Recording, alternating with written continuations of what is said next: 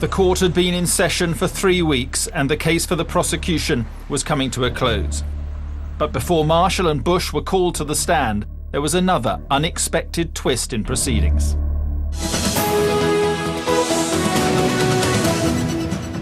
To tonight's other news now, and a man who's on trial for killing his colleague and then scattering his body parts across Hertfordshire and Leicestershire has pleaded guilty to murder.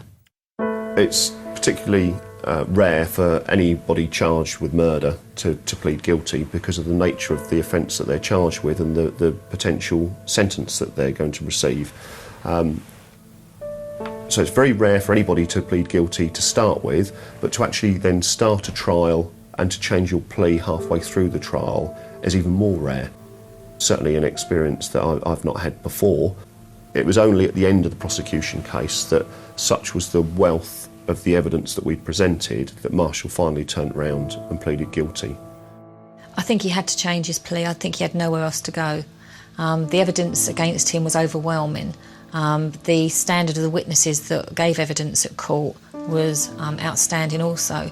And I think that he realised that the following day or later on that day he would be asked to account for his actions. And with Marshall's change of plea, the charge of murder against Sarah Bush was withdrawn. Bush pleaded not guilty to all the charges against her at the start, but then at the end, when Marshall had pleaded guilty to murder, Bush then admitted some lesser charges. She admitted helping to dispose of the body parts and giving the police false information about the whereabouts of a missing person. Having admitted to Geoffrey Howe's murder, Marshall then stunned the court further as he made an astonishing revelation. Stephen Marshall's secret past and involvement in gangland murders was revealed to the court today by his own defence barrister, who said that he'd learnt to cut up bodies because he'd done it before, not once but 4 times. Apparently, he helped dispose of the victims of gangland executions while he worked as a nightclub doorman in the mid-90s.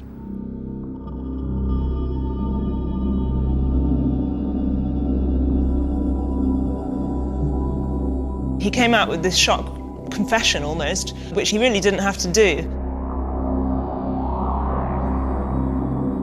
I was just aghast by the fact that in mitigation, generally people will say that they've had poor upbringings, there's been financial issues, things such as that, but to actually turn around and say in mitigation that they'd actually dismembered 4 other bodies was just, well, never heard of that before ever.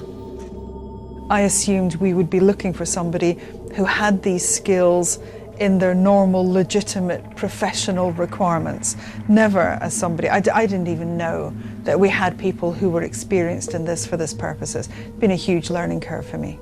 When it turned out that his experience was actually in dismemberment for criminal purposes, that was totally unexpected. It fitted, but it was not something that we had expected to be the answer. With no need for Marshall and Bush to take the stand, sentencing swiftly followed. When the sentence was passed, Marshall still didn't really change his demeanour that much. He remained impassive. I would have thought he knew what was coming. Bush came across as pretty vulnerable. She didn't look as stony-faced as Marshall. She was quite hard to read, but she just seemed very young, perhaps slightly naive, out of her depth. Bush was sentenced for perverting the course of justice and got a sentence of 3 years and 9 months. Marshall got a life sentence, which is a statutory sentence to be given in a murder investigation, but he had a minimum term to serve of 36 years.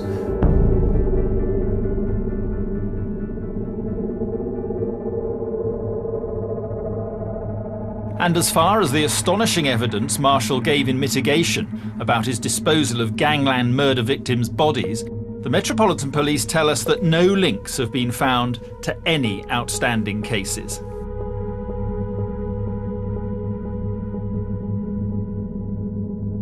I personally think that he's just pure evil, pure evil.